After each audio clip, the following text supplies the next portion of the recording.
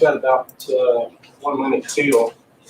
We do have a public hearing tonight. If there is anyone that's here that wants to register to speak during that public hearing, there's a sign-up sheet out in the little lobby there.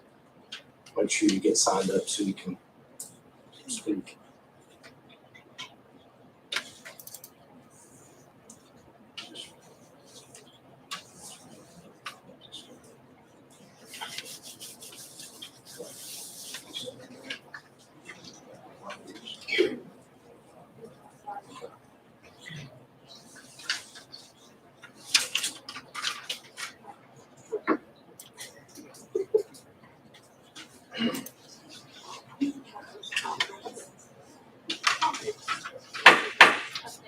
Okay, I have 6 p.m.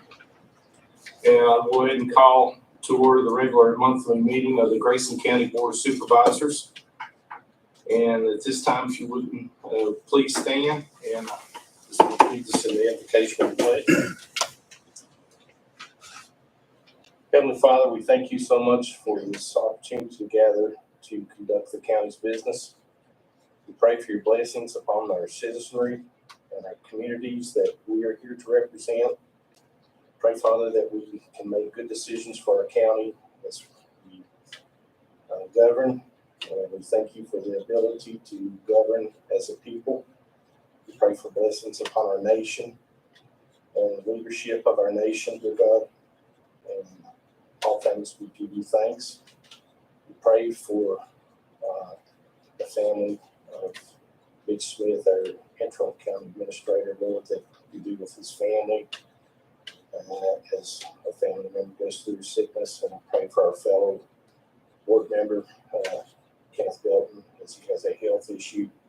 Dear Father, that he's recovering from, and we pray your healing upon both those individuals, to strengthen them, and we'll give you praise for all things. Amen. I pledge allegiance to the flag of the United States of America and to the republic for which it stands, one nation, under God, indivisible, with liberty and justice for all. Thank you.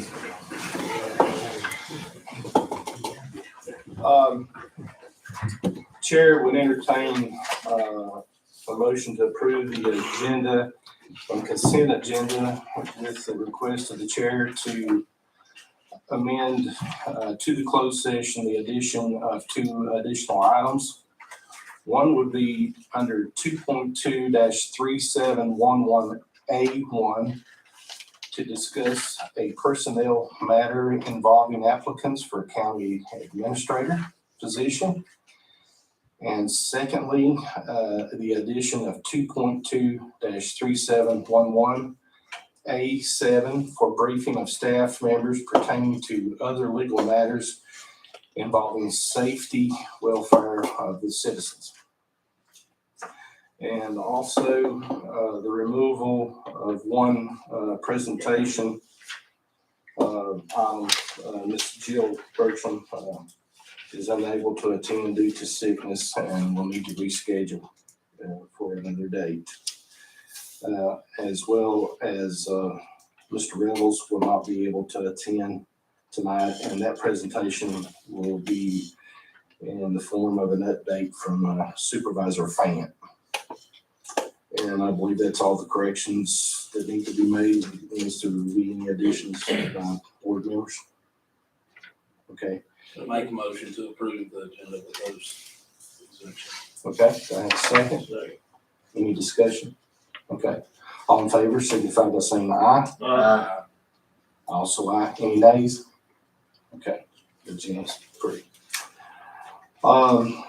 We do have a public hearing scheduled for 6:05, and prior to that public hearing, our motion to go into that public hearing, Supervisor Fant has a statement he would like to make. Yeah, just for everyone's knowledge, the applicant for this special use permit is a neighbor to us. His farm joins our farm. We have not spoken about what he's trying to do or what he wants to do, but just everybody knows that's come before, and we're neighbors. Okay. Thanks, Mr. Chair. And prior to the public hearing, I think Jim Black, Planning Commission, will give us an overview of the request that's before the board tonight. Okay, thank you. And Mr. Chair and board members, I am here tonight to present to you an application for a special use permit for Southern Skies Chow Chows and Mr. Jeff Cedius. The Planning Commission heard this application and held a public hearing on October the 18th. And the following information that I'm presenting to you tonight was heard. So our application is a special use request pursuant to Article 4, Section 4-6.2E of the Grayson County zoning ordinance to authorize an operation of a commercial breeding kennel on one parcel containing approximately 52.486 acres located at 2398 Parsonsville Road. That's Route 660. Further identified as tax map 36-A48. This property is zoned rural farm and is located in the Providence District. Mr. Cedius currently houses 11 canines. Of the 11, 8 canines are used for breeding show chow chows. 3 others are seniors and are now considered companion animals. In the past 5 years, Mr. Cedius' breeding operation has produced 22 puppies. And the reason that we're hearing this special use permit is our ordinance of that 4-6 talks about that a commercial breeding kennel as any structure used to house 5 or more intact females and canines or felines kept for commercial purposes, such as to breed and sell companion animals. One thing that I do want to note, I know you received my staff packet, but I did want to talk about the adjoining land, east, west, south. All of it is zoned rural farm, and we're looking at 400 plus acres that kind of surrounds this particular 52 acres. One thing that I also want to note is the kennel size. There's a site plan that I presented to the board in their board packet. And it does talk about the kennel sizes, the locations of where they are, and what type they are. The property is special because it does primarily have a 100-year floodplain, so it does have some impacts. However, this particular type of kennels that that Mr. Cedius wants to install will be open so that if the water did encroach, it would impede and flow through in and out. And so it does meet the exemptions. Those shelters will meet the exemptions of Section 4-4D of the Grayson County Floodplain Ordinance. They are open walled. Again, like I said, allowing the passage of floodwaters through the structures. They will be properly anchored to prevent flotation. One structure will be 12 by 70. The other structure will be 60 by 120, enclosed inside of a 10-foot fenced-in exercise yard to provide shelters for 6 10 by 40 kennel runs. The second structure is 12 by 24, used to shade within the same enclosure. And then finally, the third structure will be 8 by 50. It's a lean-to for housing purposes, and it's located outside of the floodplain in behind the residential house. Should any kind of impacts to that area which would flood, Mr. Cedius would have the opportunity to take those animals out of harm's way. During our public hearing and prior to that, it was advertised for 2 consecutive weeks, and at that given time, we did not have anyone come to our public hearing or address us in any way. All the adjoining landowners had received their information, signed for their certifieds, and I did not hear anything from the adjoining landowners as well. As in regards to a special use permit that is consistent with the comprehensive plan. I noted in my staff packet that it doesn't explicitly spell out this type of use, but we could consider this being an economic development or tourism impact related, as this particular business would bring travelers to stay and visit and spend to our area. So Chapter 5, Strategy 5-1 of the Comprehensive Plan speaks directly regarding and supporting and expanding existing businesses and attracting new ones. One thing that I did want to mention, there are some state requirements in regards to commercial dog breeding. Our ordinance calls out 5, but I do want to note that the state in section 3.2-6507.2, commercial dog breeding requirements. Number 1, dog breeders shall maintain no more than 50 dogs over the age of 1 year at a time for breeding purposes. However, a higher number of dogs may be allowed if approved by local ordinance after a public hearing, and such ordinance may include additional requirements for commercial breeding operations. And it goes on to talk about the breeding of a female, the annual certification by licensed veterinarian. It also goes on to talk about disposal of dogs by gift, sale, transfer, barter, or euthanasia. Should be done by a licensed veterinarian.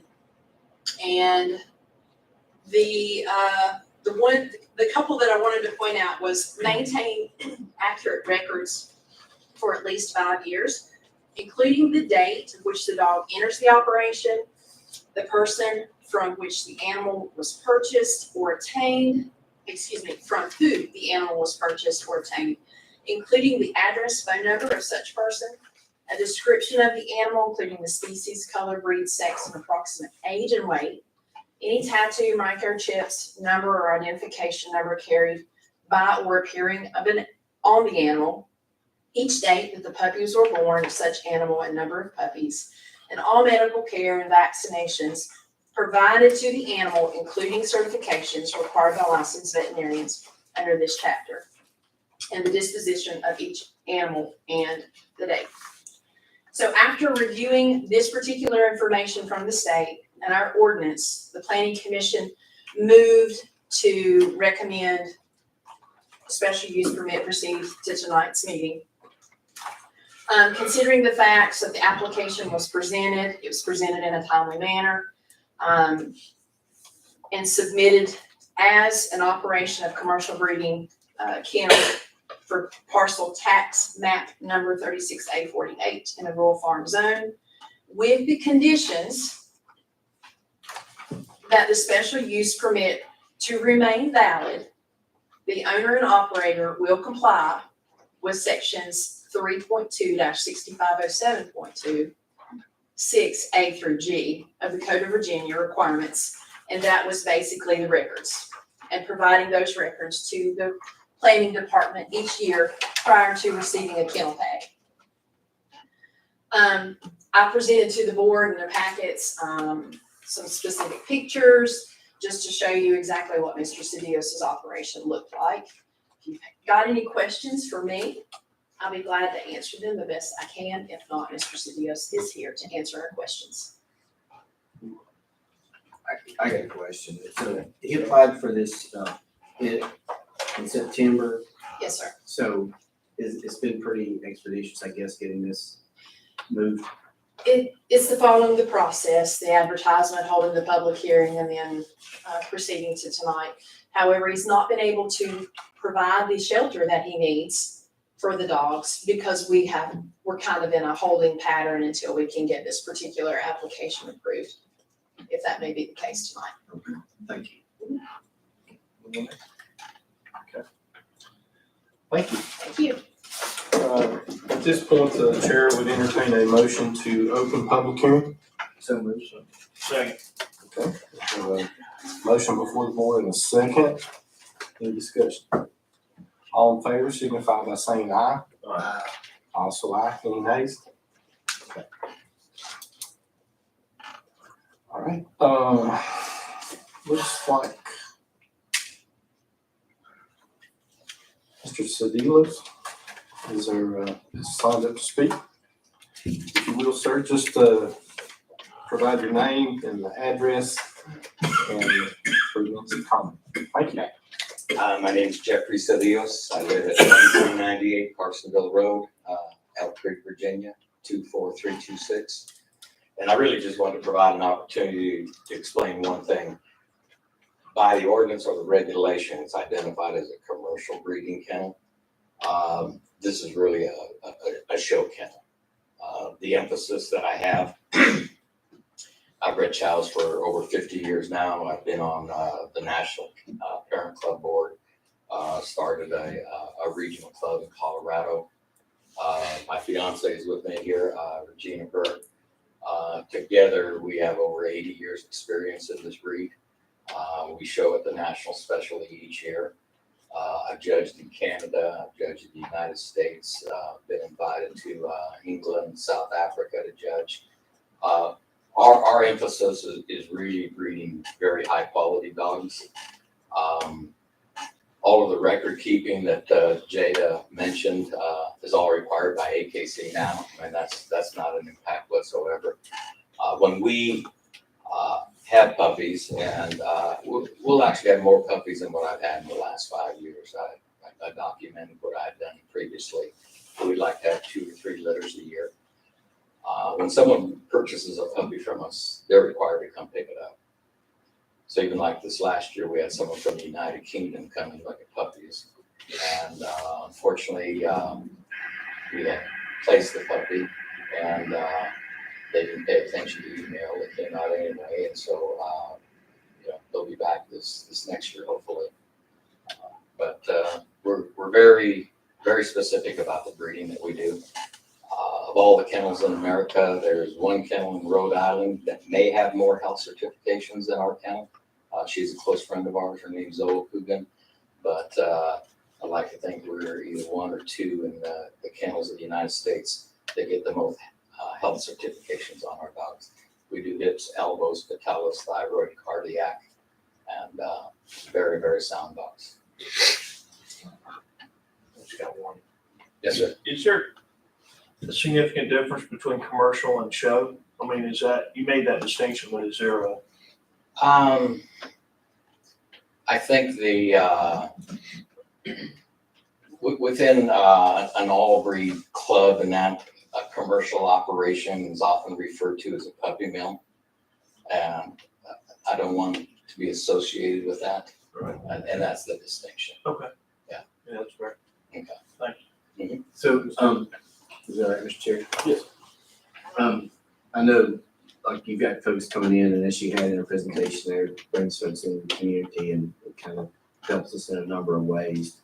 And I appreciate what you're doing. My question, I guess, is, so going through the process with the zoning and whatnot, has that been very arduous? Or I know she's had a lot of research she's had to do, and she's pretty thorough, but has that held you up in any way, or is that, what's your take as a citizen on that process?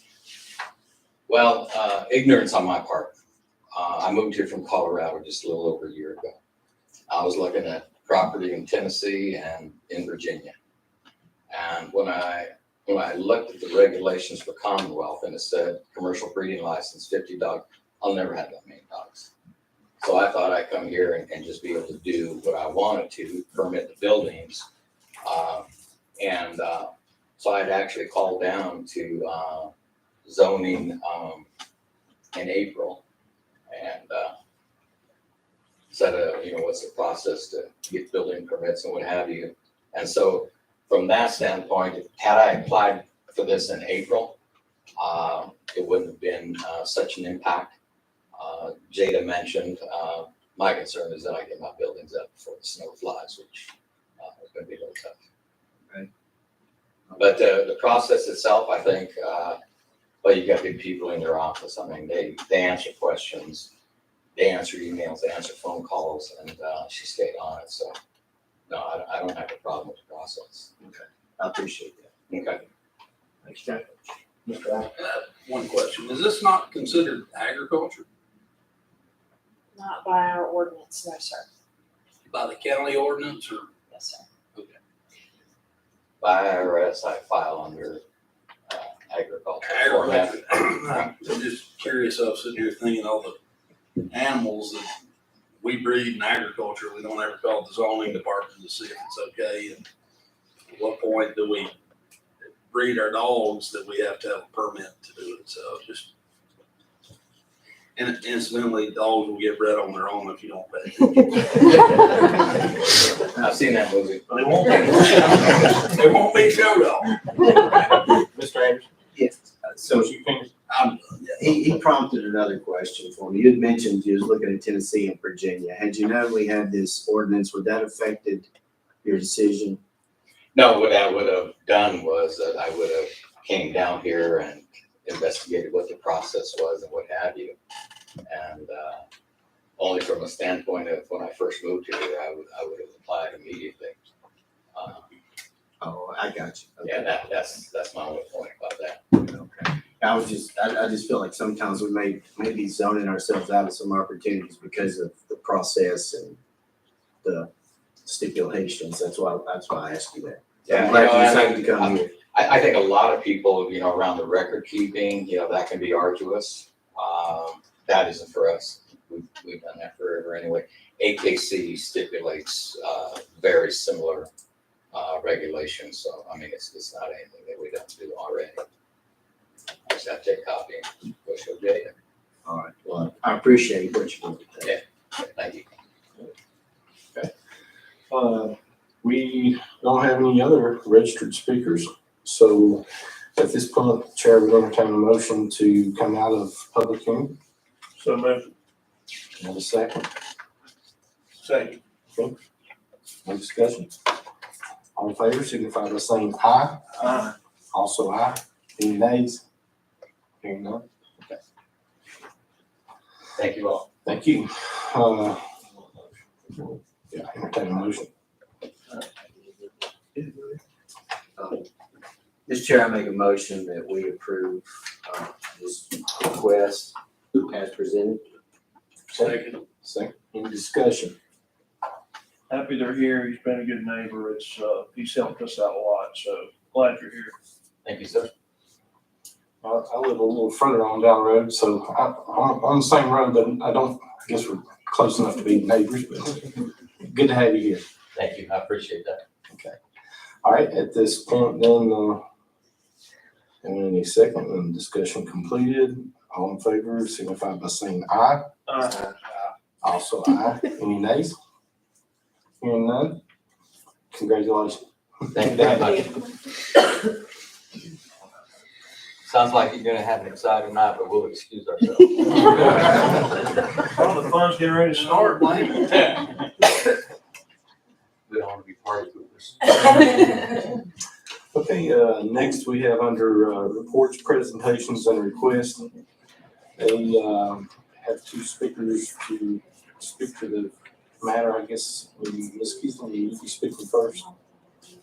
I think so, Lisa. Okay.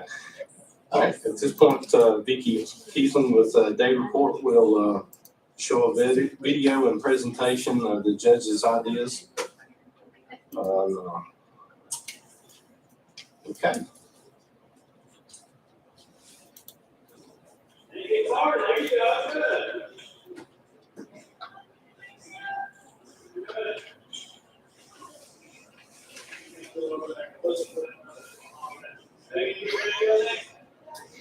I've always felt like we do a great job in No one here. addressing the treatment needs, spiritual needs, health needs, employment.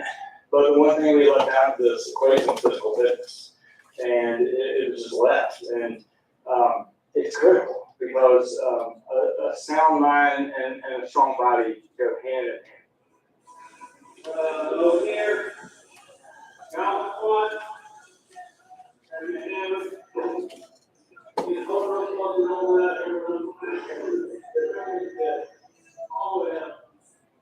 learned a lot, that's for sure.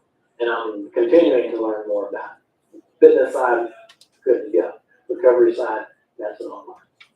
So I'm trying to do a better job of matching the two together. This is what we're doing in fitness. This is how it's gonna help you recover.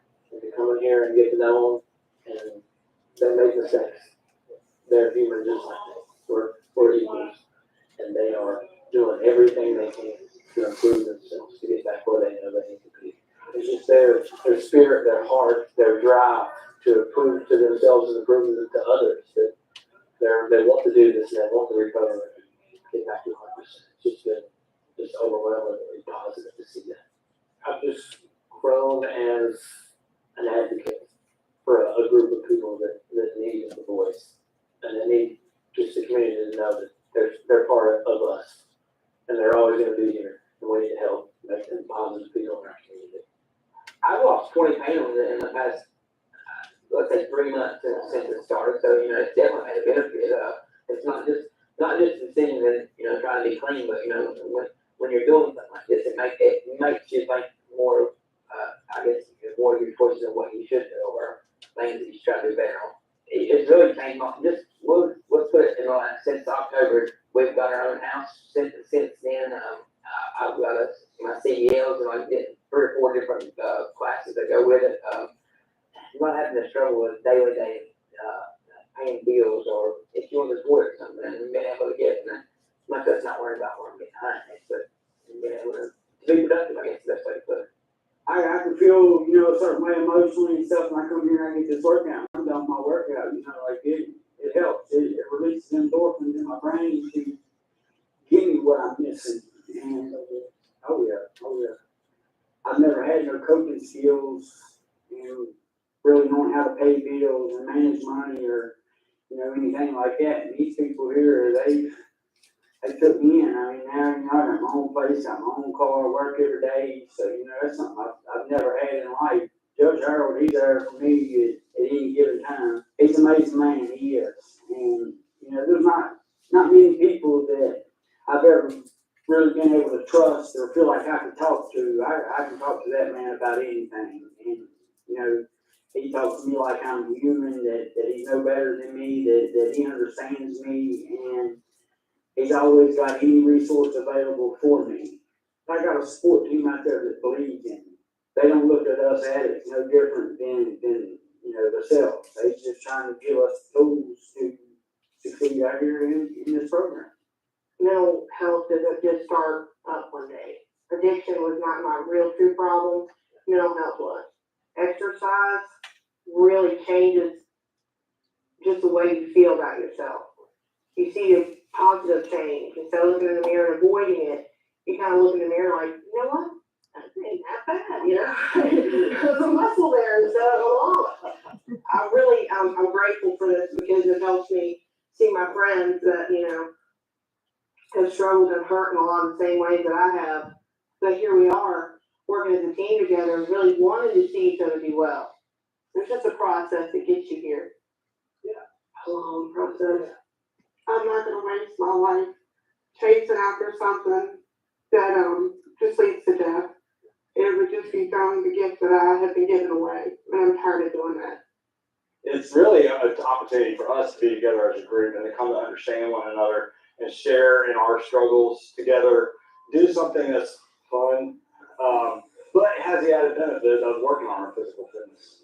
We've seen a lot of improvement in our group dynamic, and really, frankly, in relapse rates have diminished.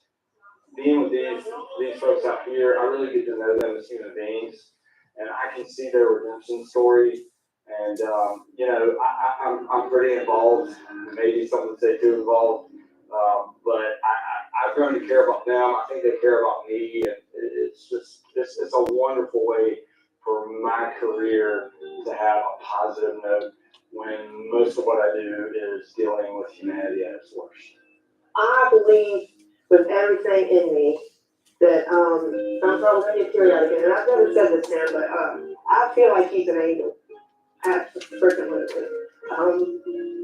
The way he carries himself, humbly, and treats us like we're equal. He he has given me a chance to get my life back and all my friends a chance to get our lives back. And he doesn't do that in a look what I did kind of way. He does it in a I'm so glad I get to do this type of way. And I'm grateful for it. Absolutely grateful for it.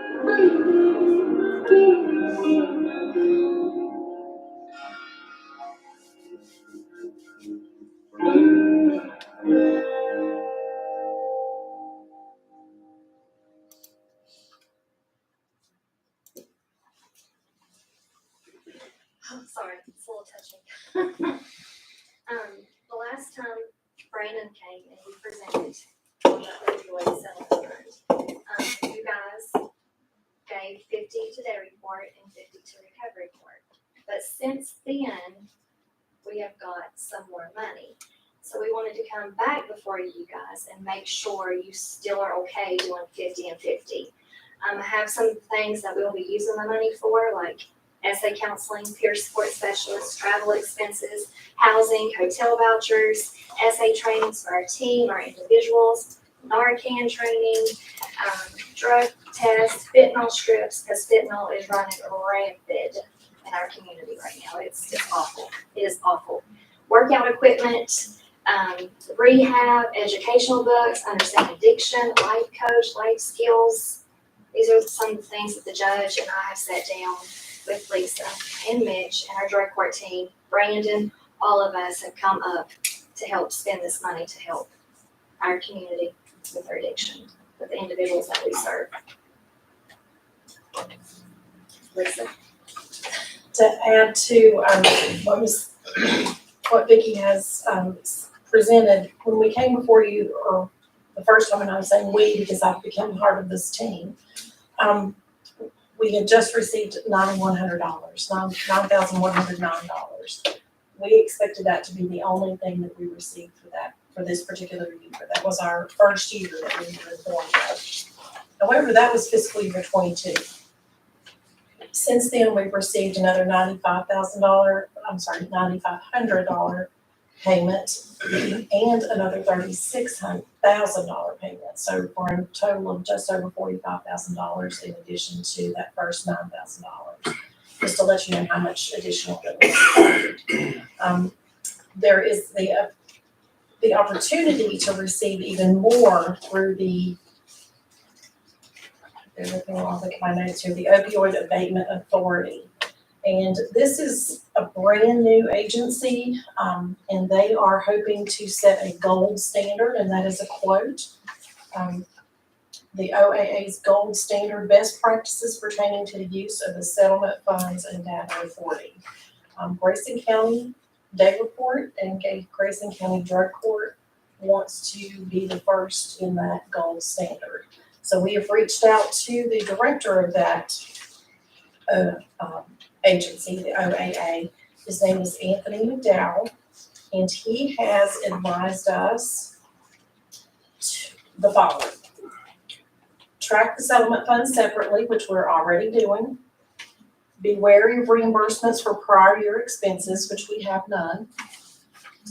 Don't supplant local funds or change indirect fees on local level. So that means the county can't just make money or decide to build a park with these funds. Closely follow Exhibit E, which is the guidelines on how these funds are to be spent, and attend the workshop in January. It's on January 19th and 20th of 2023 at the Omni Hotel in Richmond.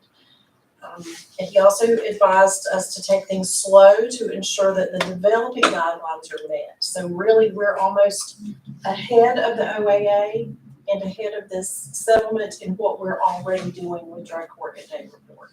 So that's what I wanted to add to what Vicki had to say. So what'd you say, 45K is what we've got, that's 45K. total? That's the 9,000 plus the additional funds, or is it really 50? 56. It's 56,000. Well, the 99, and forgive me for not doing math without a calculator. That's all right. Yeah. So regardless, that's the number. And Yes. so, or roughly. And so you're asking us if we want to change the 50-50 allocation? No, we're just making sure you guys are still in agreements for the 50-50.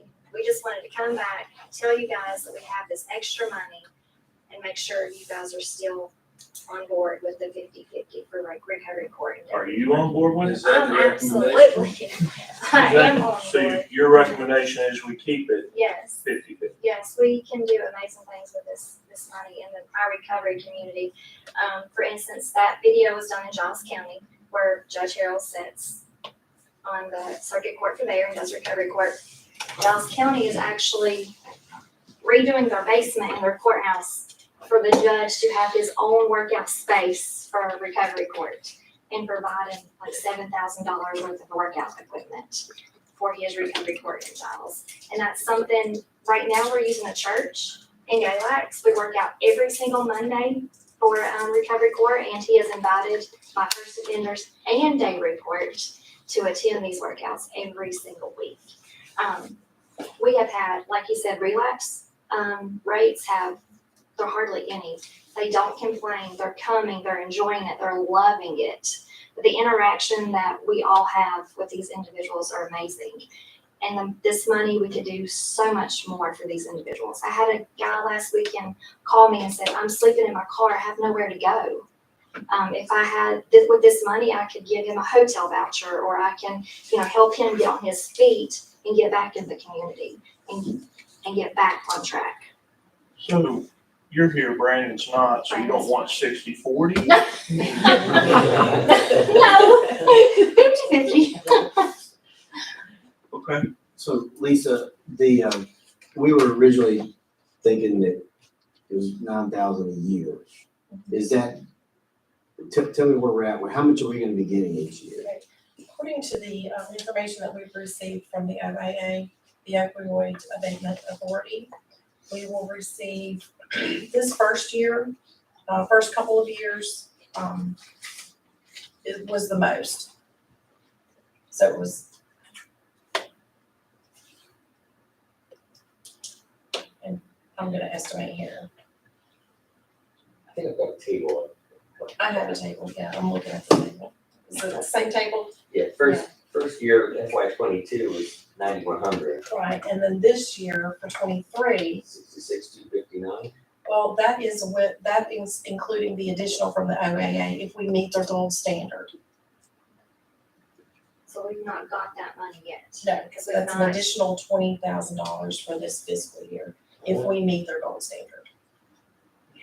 And the How incentives do we we get meet the gold standard? well, Lisa's actually talked to him, and Lisa has shared with him our ideas, and he says we are right on track. That is Mr. McDowell. Yes, Mr. Yes. McDowell, yes. Mr. McDowell. But we are right on track with meeting the gold standard with our ideas. We're talking about two different pots of money, aren't we?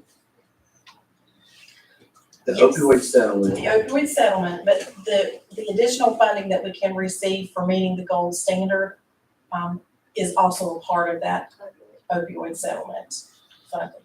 okay. It's just not given directly to the locality, it was given to this authority in Virginia. And our basic amount, if we're not gold standard, is how much each year? Okay, it varies from year to year. The first year, as Mr. Durbin pointed out, was $9,109 for fiscal year 23. It was $9,573 from distributors. From Janssen, which is a pharmaceutical company, was a direct $36,466. That is what we have received so far, those three amounts. The next year, we'll receive in 24, $9,573, again from distributors.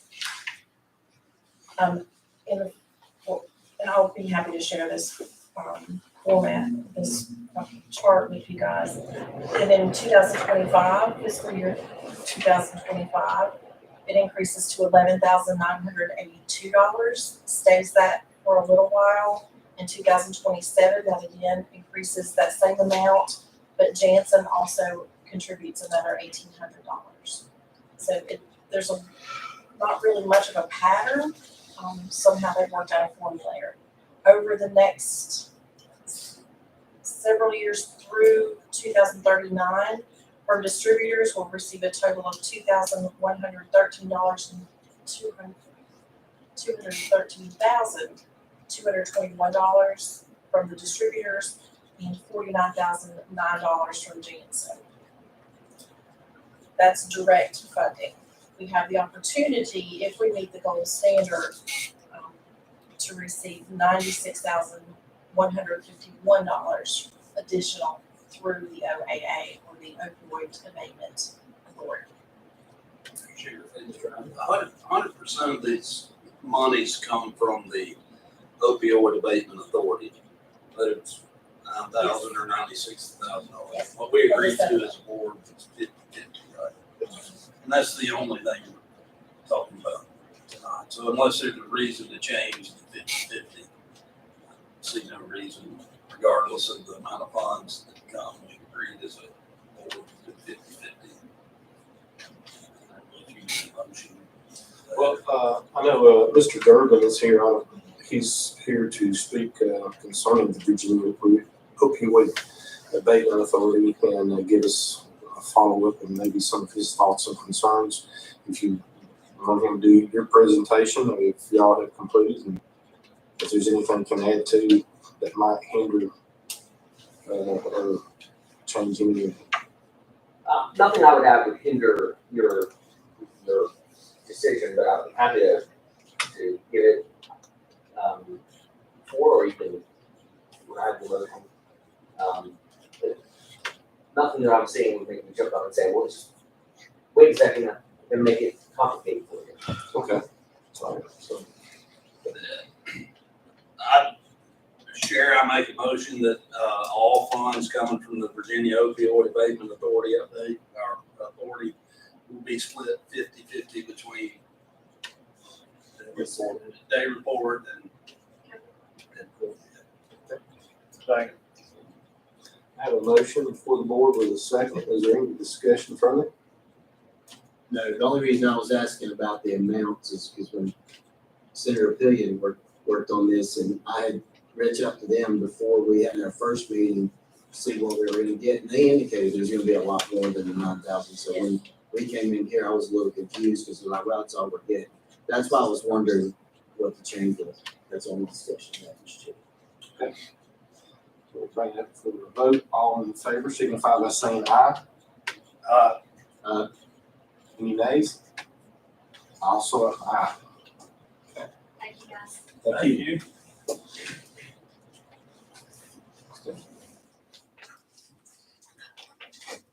Thank you, Mr. Chairman, and members of the board. My hat off for the presentation that you just received. I thought that was very well done, and at least had a very good handle on the facts. And in fact, she covered a lot of what I would have addressed. So I'll try to focus on the things that we haven't gone into, or maybe try to do it a little more depth. As you know, there is the Opioid Abatement Authority has been established pursuant to the settlement agreements that have been that Grayson County has joined with the other litigating localities, with the Commonwealth of Virginia, and with the defendants in the opioid litigation. They've structured the settlement to be allocated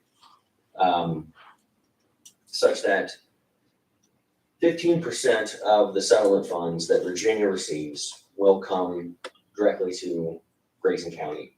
Another 15% will go to the Opioid Abatement Authority, and that should flow directly then to Grayson County as well as the other counties in the same amount.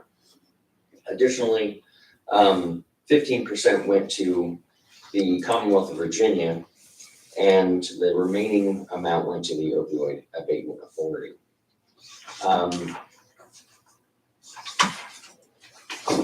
Your allocation is, as we discussed, for example, for fiscal 2023, she should receive 95,73 from the distributors, 36,466 from the Janssen settlement,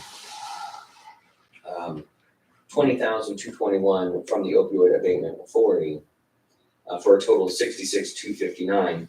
And on top of that, there'll be an incentive of $5,055 for complying with the gold standard and agreeing to comply with the gold standard.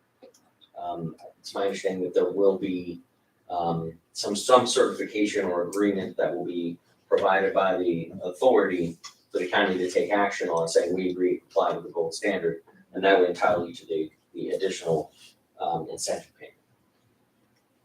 And that's 5% or 25% of the opioid abatement authority amount that's coming to you anyway. So for 23, it'd be $20,221 plus a 25% incentive.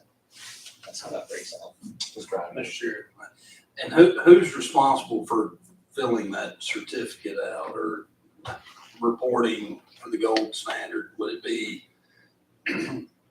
staff at the county or? It'll be county staff. I imagine it's the same staff that has the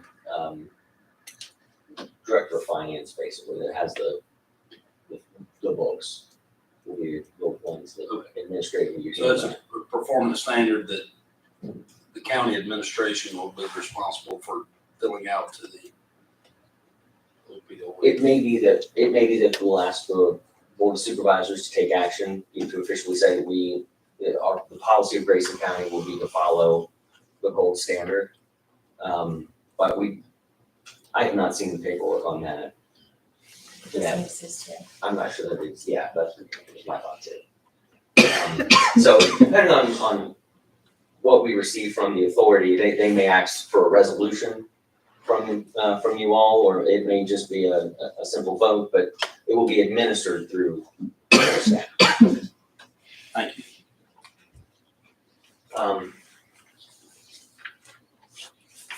I think something important to keep in mind is that these amounts that we're talking about are the amounts that have been received in settlements or been agreed to through settlements so far. There are other matters that are currently in litigation.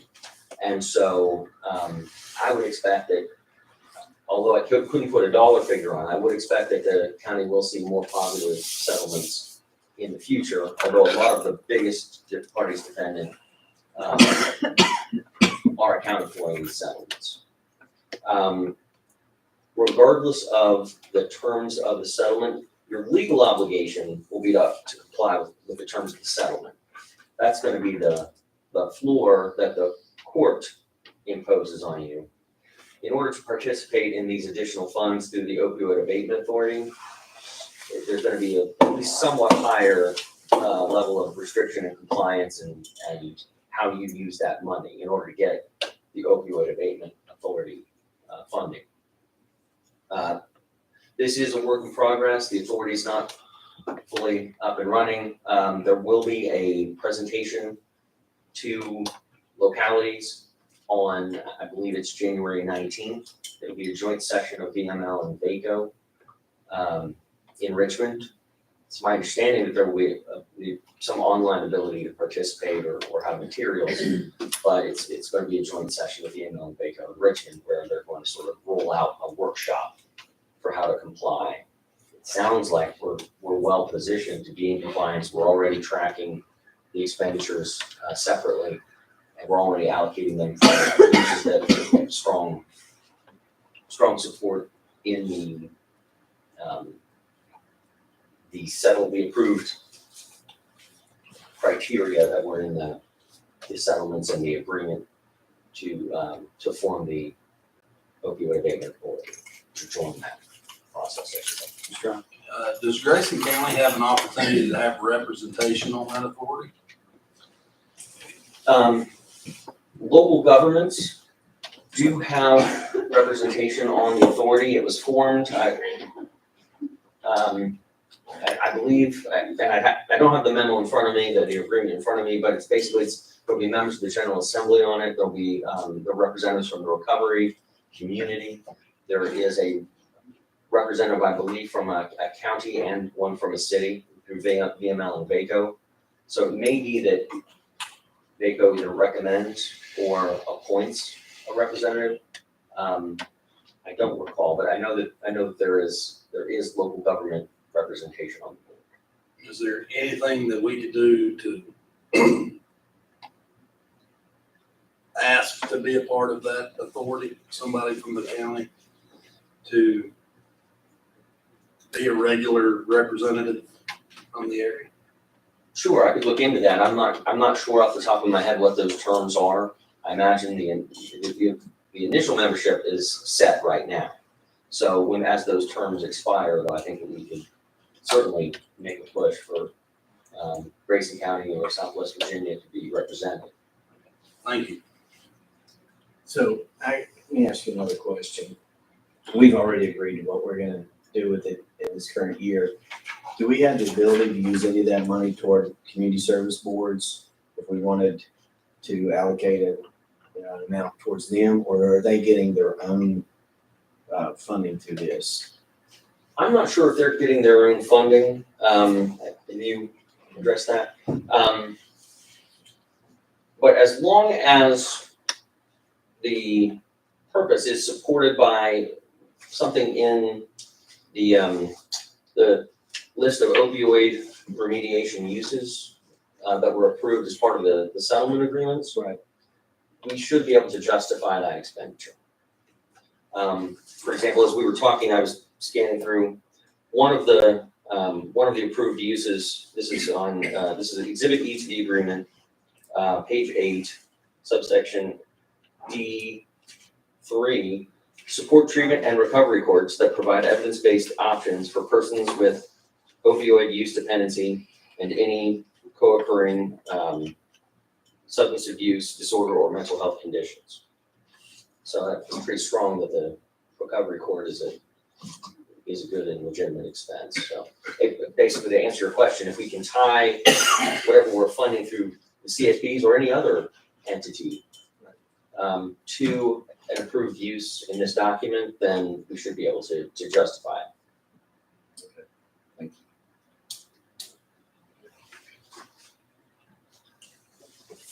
Thank you, Mr. Chairman.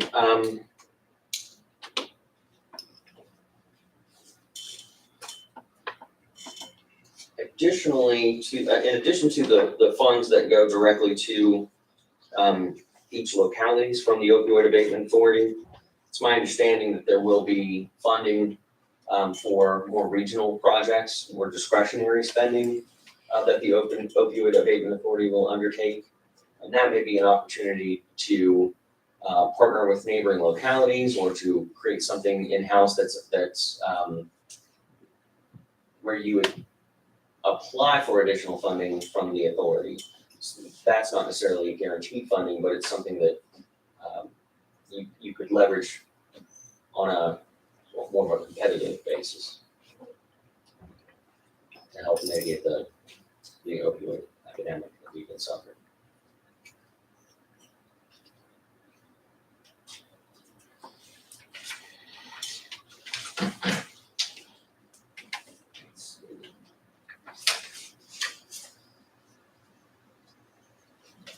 Bear with me, I'm trying to just make sure I'm covering everything and addressing things that we haven't already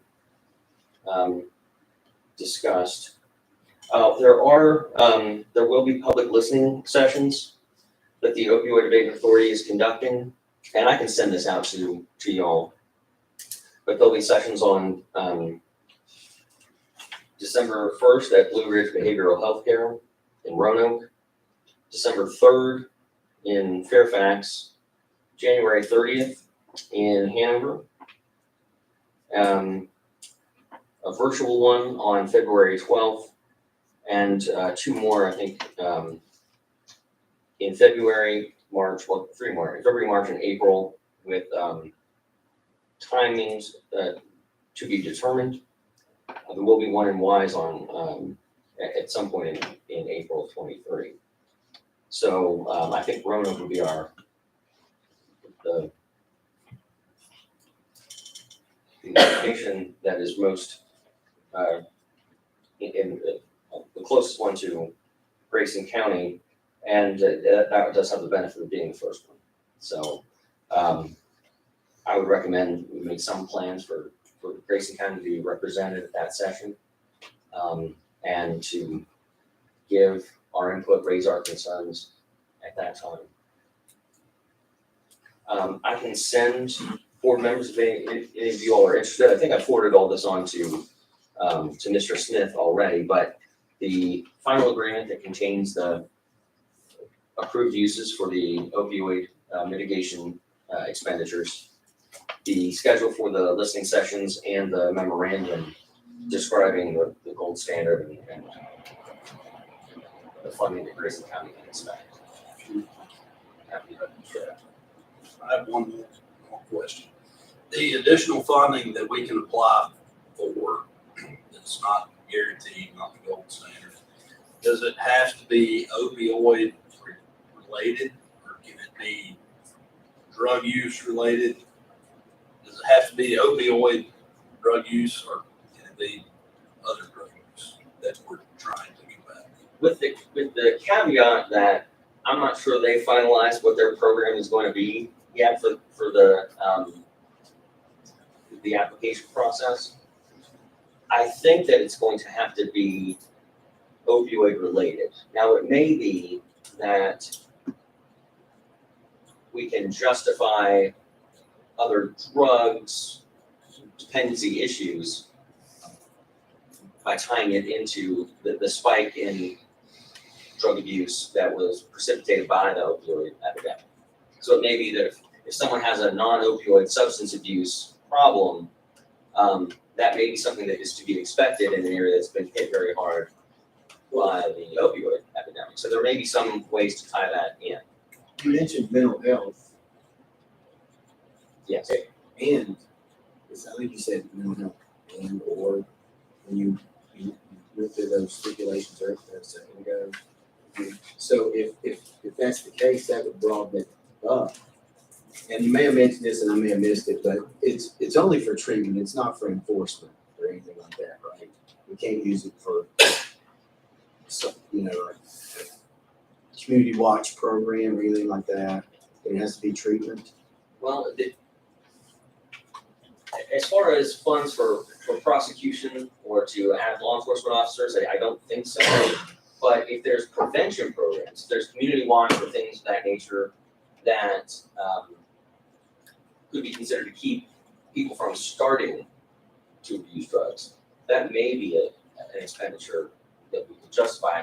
That's something I would want to raise with the opioid abatement authority representatives at the workshop. So if mental health is one of the stipulations, that'll give us a broad thing. Absolutely. If treatment is the declarative statement, then we probably can't use it for enforcement or community education or whatever. And I know the discussion's gotten a lot deeper now because there's a lot more money in the pot. So there's maybe a lot more things that we can do to combat the serious issue we've got. So could potentially like programs like their educational programs in schools and things like that be used? Yeah, so right in the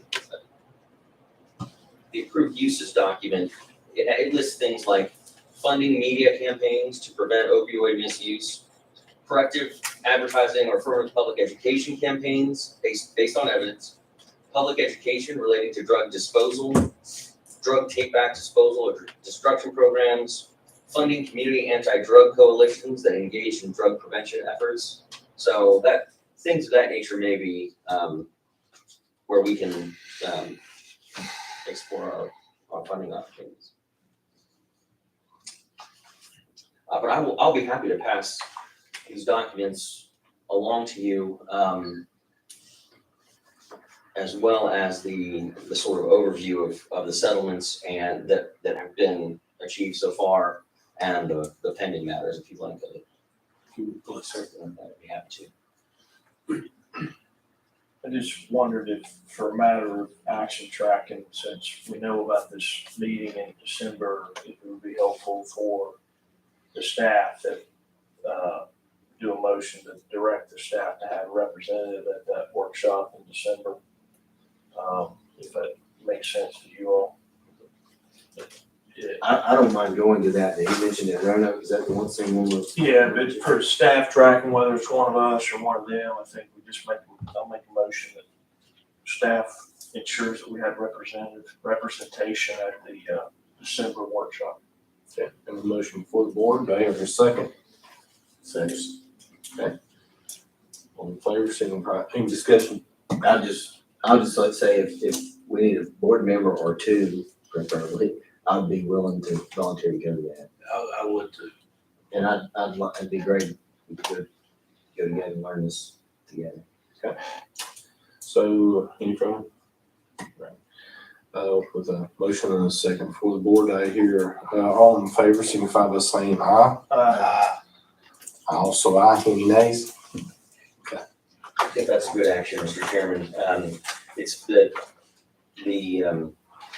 listening section announcement specifically says that we're looking for input from a broad and diverse audience, which includes individuals in recovery, family of people who've been impacted by opioid use disorders, peers, allies, service providers, law enforcement, and local government. So that's gonna be constructive use of your time. Any further, sir? If there are no further questions, I think that covers it. Thank you for letting us talk.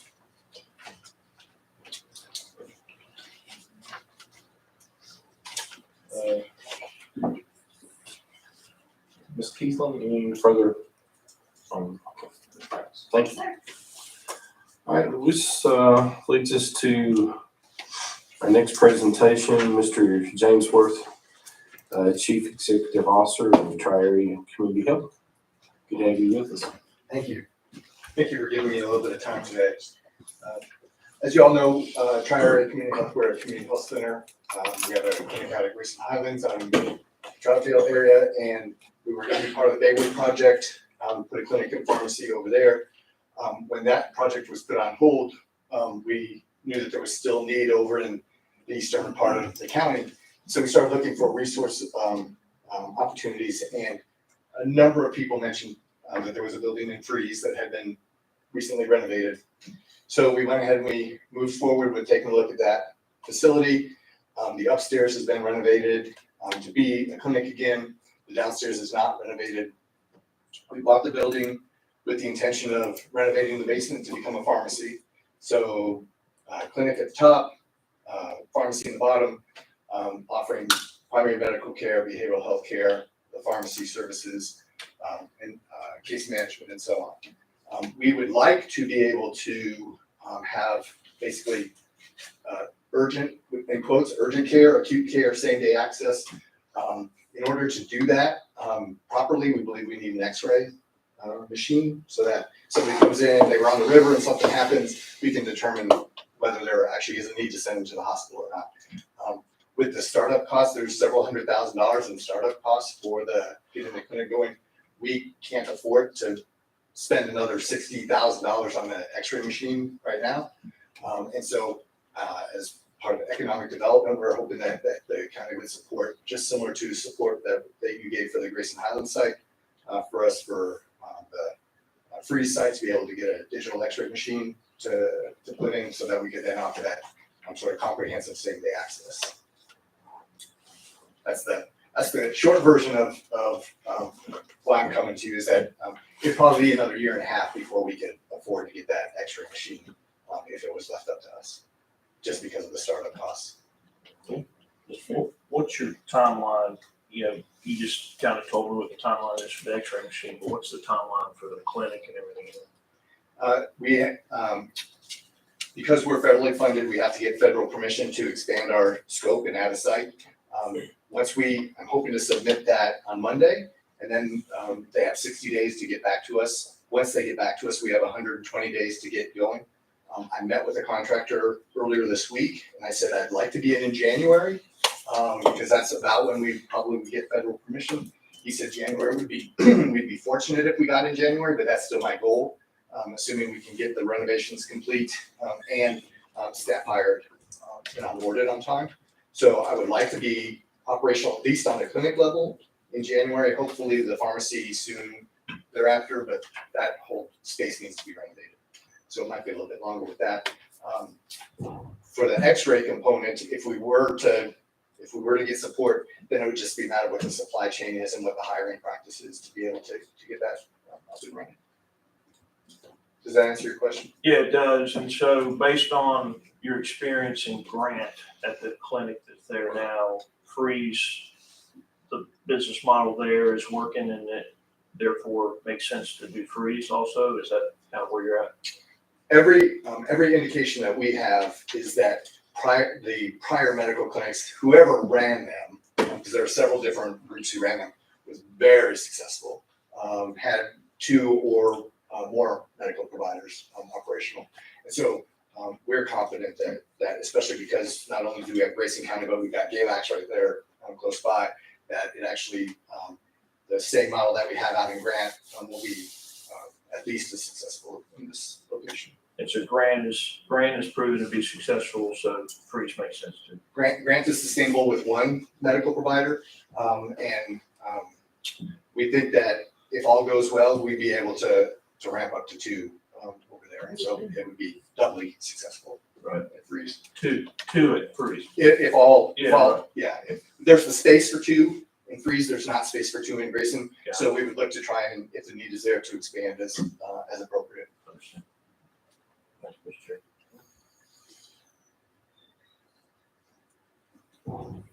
Yeah. Have you asked the EDA for support in Grayson County? And then the place in Freeze, is it in Grayson County or is it in Carroll? It's in Grayson. It's in Grayson. Town of Freeze is, it's Grayson County. My sense was that I needed to go through you all to get permission to go any route here in Grayson County. If there's another route to go for support, then I'd be happy to go there. I sent it to Mr. Smith because I thought that was the route, and he suggested to come and talk to you about what the appropriate avenue would be. But I'm happy to approach somebody else in the county if that would be more appropriate. Would it be proper to have the staff to maybe consider some funding resources that we could potentially tap into, or maybe go to the EDA route? I know also there's I think you're signed up to go to it. Also, there's a meeting coming up with a group that's been doing a regional study. Oh, the Wellspring. And there may be, it looks like that in the little memo that we were provided, that there were some funding opportunities through it. Are you familiar with that foundation? I'll be out of town for that meeting, but Howard Chapman will be going attending that meeting for us about the foundation. When I contacted them originally, they hadn't figured out their funding plan yet, so maybe this will open up some avenues. But when I first contacted them, they said, "Don't bother sending anything in. We don't know what we're going to find." Yeah, that was the one thing that caught my eye, and just after your announcement and planning to go through with a clinic there in Freeze, that this group was going to do a presentation, and I saw grants and stuff. So. Right. Yeah, we definitely wanted to seek out whatever resources there are. Yeah. So if economic development is the appropriate route, if a private foundation is the appropriate route, we'll go wherever you think is best. So was the 60,000, was that your request, or is that you just kind of threw that out there? That's the 60, when we priced out the cost of a digital x-ray machine with the cost of the machine and then the delivery and setup was 61,000. So that's what. Oh, okay. So that would get you where you need to be. Yeah. And you mentioned urgent care.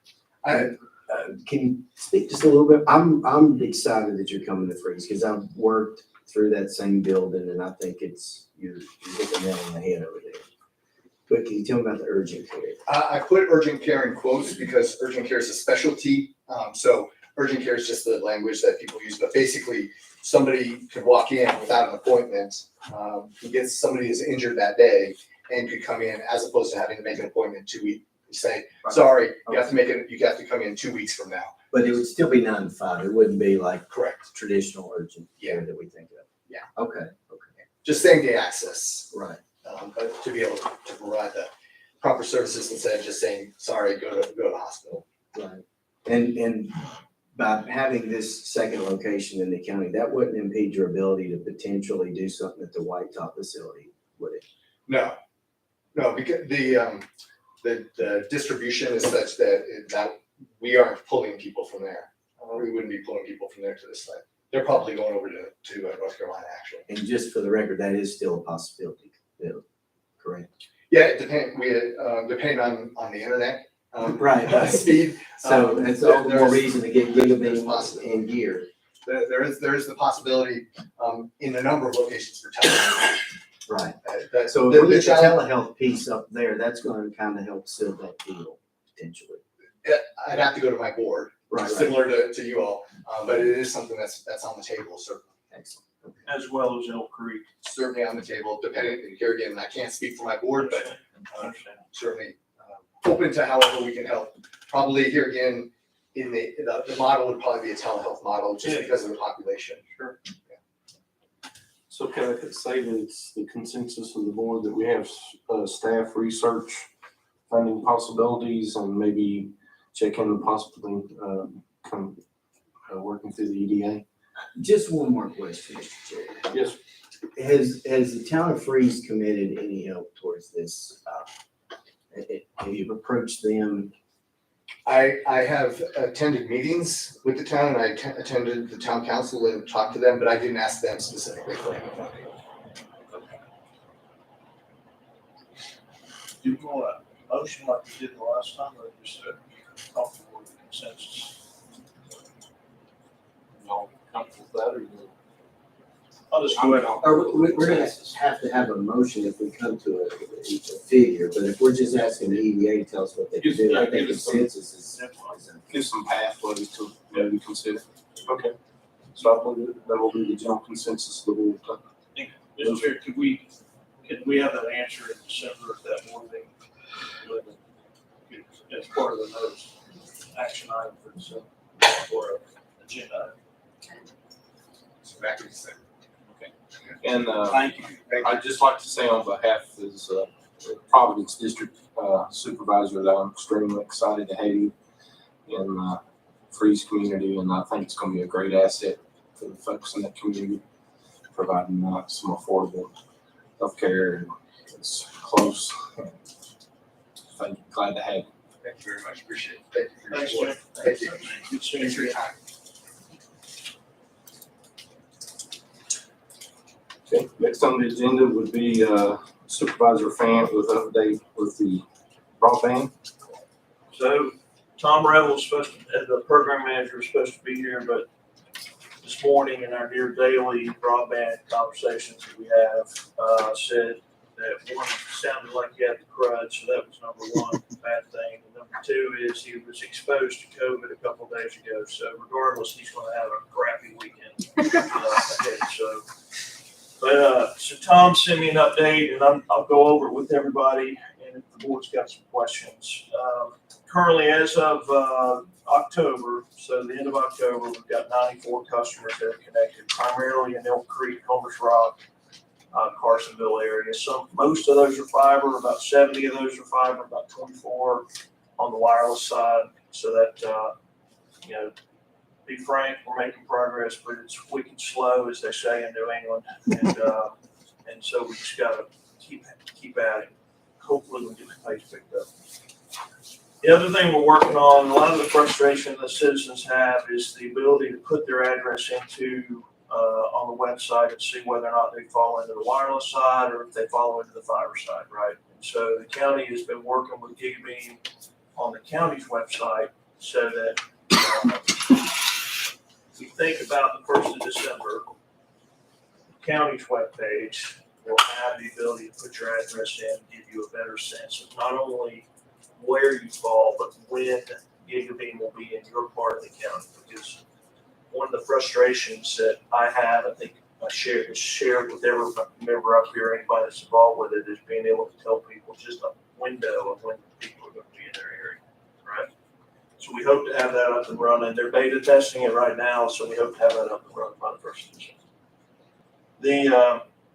The other thing that came out of GigaBeam's presentation a month or so ago was this idea of sign up. And they're struggling to get people to sign up. Right now, take rate, at least when they were here, was about 10%. The plan was built on about 60 to 65%.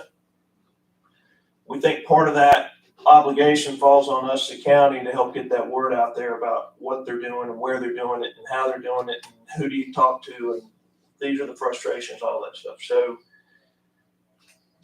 the thought is that we'll have some community meetings going around the county. The first one we anticipate sometime second week of December, and it'll be focused in what we're calling OLT 1, 2, and 3, which is really Comer's Rock, Elk Creek, and Carsonville area right now. But to have that meeting, the location to be determined, date to be determined, but to be able for folks to come and talk to the program manager, to GigaBeam, and just say, hey, this is where we're at, this is where the frustration is. And we'll try to move that around the county to help inform people of what we're doing, how we're doing it, and also when they could expect to see service in their area. So here are some of the challenges that have come up. GigaBeam is required to use AEP infrastructure to connect last mile of the home. All right. So what that means is AEP put up the middle mile, and then GigaBeam is then connecting to that middle mile at points that have been engineered.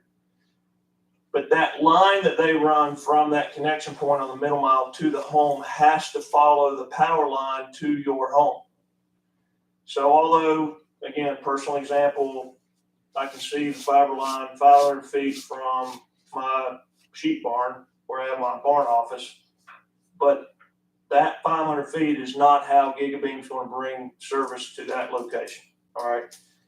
That location, that route that they have to go is 3,600 feet because that's the way the power line is run to get to that location. All right.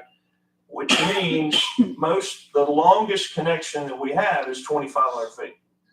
So it means even though a person may be able to see the fiber hanging on a pole right across the road, that doesn't mean that necessarily fiber is going to be the answer for your particular situation. Okay, that makes sense? I hope it does. So that's a challenge we're working through. The other challenge, if you are eligible for fiber, the right of way for GigaBeam to run that fiber line from the middle mile to your house has got to be clear. They operate on their poles just below where the power area is, right? Well, if they can't run the fiber along those poles, they can't access those poles because of trees, bushes, briars, all that other stuff. It really impedes. They're trying to find contractors to help clear that right of way. We're meeting with AEP and GigaBeam the end of this month to have a partner discussion. That's one of the items to see how can we speed up the right of way clearance so that we can help get more people connected.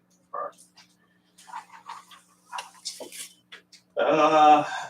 The other challenge we're having that we recently discovered is that the contractor that AEP hired to install the connections that GigaBeam has got to have to connect to the middle mile aren't being installed in some cases at the location that the engineered plan says they were supposed to be installed.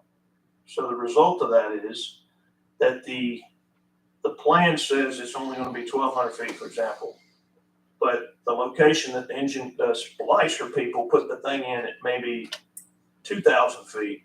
Now all of a sudden somebody that thought they were going to get fiber service may not because of that. And so AEP is working with their subcontractor to try to get that addressed, but I can't tell you why that happened, but it just happened. And so we're trying to figure out the way ahead on that. It's not a huge number, but it still affects people. So when you put your address into the website and it says, yeah, you should be eligible for service, and all of a sudden you get, no, you're not.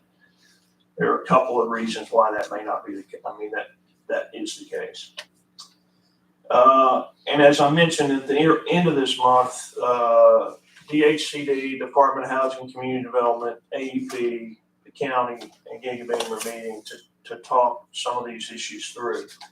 We're committed to keeping GigaBeam connecting people. We're committed to the connection rate being picked up. We're committed to looking at other options to bring additional broadband capability, cellular, first responder communications. All that is part of this effort. And so, Mr. Chair, that is kind of my update for this month. Thanks to Tom contracting's a bunch of nasty things. But sir, pending your all's questions, the board questions. Questions? Okay. All right, thank you, Supervisor Front. Next is Mr. Keith Weatherman, Director, and Mr. Willie Morris, Assistant Director with the Grayson County Parks and Countywide Recreation update.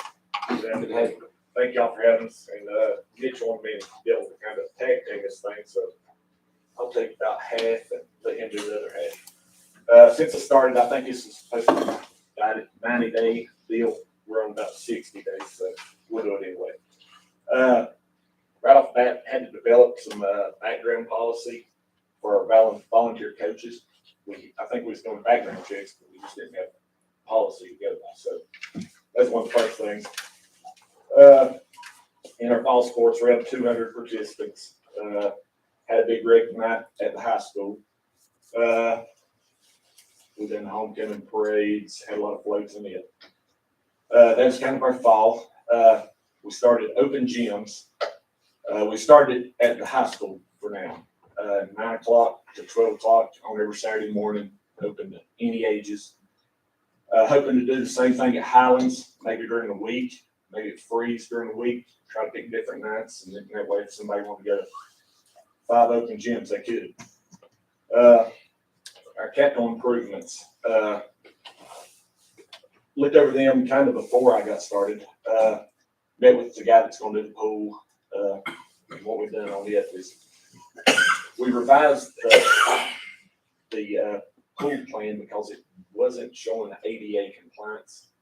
So I had him to add the ADA compliance, and I think he came out about $20,000 more than what the original was. But to me, it's a no-brainer. If we're going to do that much work to it, to make it ADA compliant. What are you talking about access into the pool? Yes. Okay. Yes. And where we're at on it is this winter they're going to come in and do all the filtration system, change everything out, and then fall of 2023 is when they'll replaster, put the steps in. And a lift. On the parking lots, and I'm just kind of going through what Josh had as far as his capital improvements. Parking, we increased 50 more parking spots at one of the fields. The field renovation part, I've got a skid steer loader that's going to be donated to use for the project. The paint, I had the inmates or the offenders from Dublin Jail, they came up and they painted the office the other day. The tennis courts, I've had a group that's kind of came to me and they're wanting to build a building at the park. They came more in the lines of girls softball hitting facility. And since we've met a few times, we're talking about maybe a multi-sport building that can be used more than just for girls softball. And what we was thinking would be half the tennis court. And at first I wasn't great on that, but then I got to thinking, we renovate them tennis courts they need renovating pretty often. I figure $10,000 a year. Tennis courts don't get used a tremendous amount. We're talking about doing away with one tennis court, leaving the other, renovating it, with the pickleball courts painted to it, and possibly with this building be able to offer indoor pickleball. It would be used a tremendous amount more than what our tennis courts already are. And it'll be half as much renovation every 2 or 3 years. That's on the capital improvements. Y'all got any questions on that before I jump to another one? Mr. Anderson, this facility you mentioned, I've gotten a call from a citizen regarding that. There was a group that was gonna donate. Is that like all donations? What are we talking about as far as funding? Most something you're probably familiar with. You might not know the name of the group, but the way the baseball field was built up there was Grayson County Sports Authority. Just a group of citizens who got together, raised the money. Then when I was there was another group that was Grayson Health and Wellness Commission. That's who built the softball fields. Also, the baseball building up there, which is a 60 by 90 building, was also built by the same group. So we're talking about the same group of people with maybe some new, younger blood coming in. What we're looking at is, we've had a few people that came to the table and said they wanted to donate money. And the rest would be fundraising, which I'll tell you, I mean, I was a big part of the softball fields. And when I didn't work for the county, I could always go by and say, I had a big part to do with that. It's good for the younger people to be able to do the same thing. So I think we can raise some money. We're looking at probably about 200,000. The building size would be, as of right now, this is very early in the stages. We want to do about an 80 by 100 building. But we don't know. Way most things start, get it going, see where you end up. I like to do this in about a 2-year plan, like for it to be set up, but it might be a 3-year plan. And I think that group's kind of on board with them, that timeline. But I think it could be big for us, not only just girls softball, but during the winter, we don't have an inside facility. 80 by 100, I mean, we can do all kinds of things. If we're running a camp during the summer, we have no place to go if it goes to raining and storming. So now if we're doing a softball camp or just a day camp, we've got somewhere to go to get out of the rain. Is this gonna be concrete floor or is it gonna be? Well, if we do it on the tennis courts there, we can come back in with artificial turf. The tennis courts are still in good enough shape that you can turf it, and turf makes it a great floor. Okay, because this individual mentioned that they had some donation from the turf, maybe I guess they're getting some leftover from what the school. From what I've heard, there's a lot of, whenever they take that artificial turf, it's tough to take it to the landfill. So most of the time it's in good shape when they take it away from a college field. So we can possibly reuse that. What do you need from us? Right now, just kind of your approval to use the tennis court. That's all we're looking for right now. Well, part of the budget that we passed this year was a restriction on the money allocated to and appropriated for the possible renovation of the football field, predicated on the agreement with the school system to have access to their facilities. So you're talking about building a new facility, but we have a lot of facilities around here already that are potentially accessible. Where are we on that agreement? I think we've got to go ahead on that. So then why you need a new building? This will be, gyms are tough to do softball in. I mean, you've got floors that you put a lot of money into, hardwood floors. So this would be, on one side, people that want to raise monies, more on the softball side of it. So on our side of it, if I've got a camp going on field 3 and I have a facility there, if it goes to raining, things work good. Where I have to get them to the school as far as them things. Who owns the batting building that's up there now at the baseball? That would be, Is that not accessible? now that is, it's built by a group, which the school, I believe, leases that. That land was park land. This group leased it from the park, and then the school leased it from that group. So that actually is with the school. So if we have an agreement with the school to use their facilities, leased or owned, they should open up that facility for our use, right? Sure. And it's 80 by 100. 60 by 100. 60 by 100. Yeah. What type of floor is there? It is a gravel floor, and I think the only issues with it is we got this water work as far as draining the water. If we put a new floor in as part of this agreement, rather than build a new building. Possibly. Just hadn't looked at that right. But the project you're talking about is not gonna come from local tax dollars unless this board decides to contribute, or you feel like you can do it with the community support. It's a community project.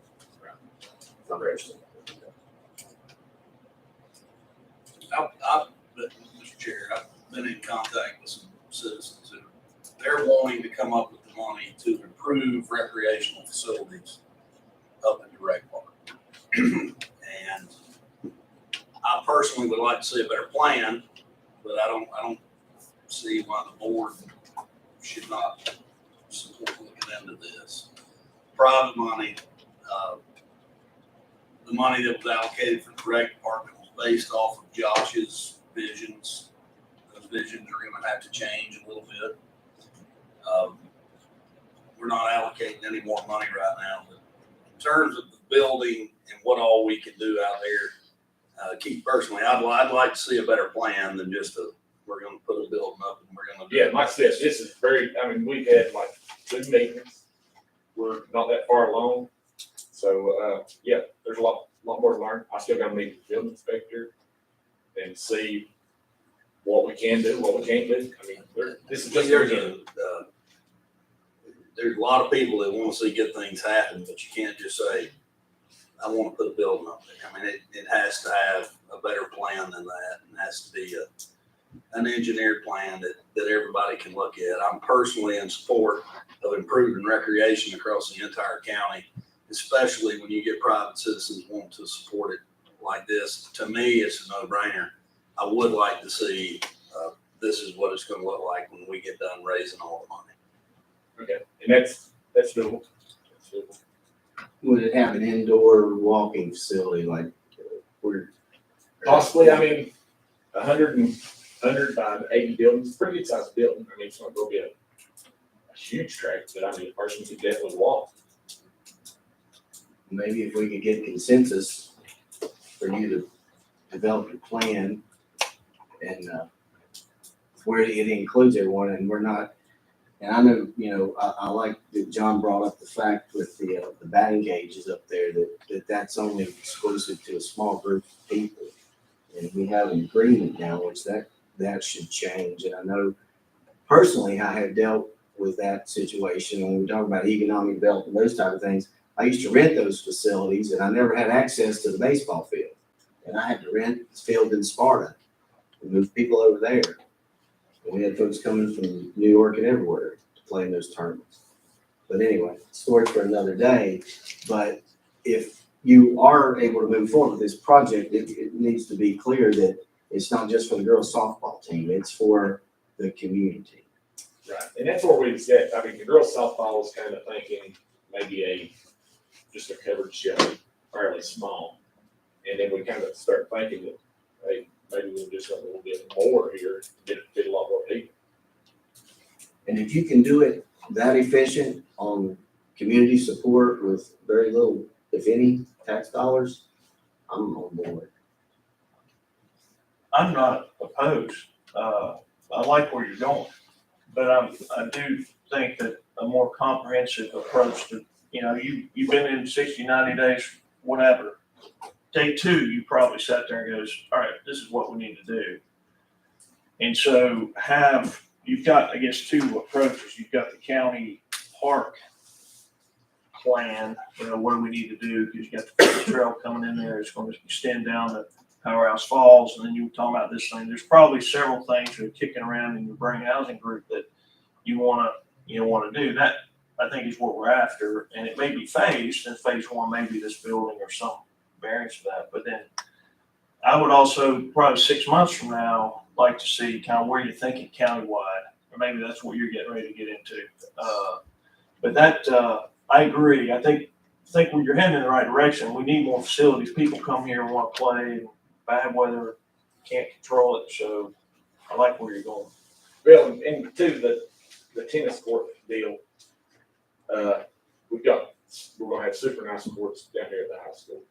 And if there's a bunch of people playing tennis up there every day, I'd say, no, let's don't do it right there. But a lot of times we renovate them tennis courts. I believe the last time they was renovated was, I was able to get a lot of donations the last time I was here and left some money in the donation account. I believe they was renovated about 5 or 6 years ago off of that. I think it's $10,000 to $15,000, and then this renovation was going to be about $48,000. And I talked to the guy the other day, and I was like, "Is there a warranty?" He said, "Absolutely no warranty."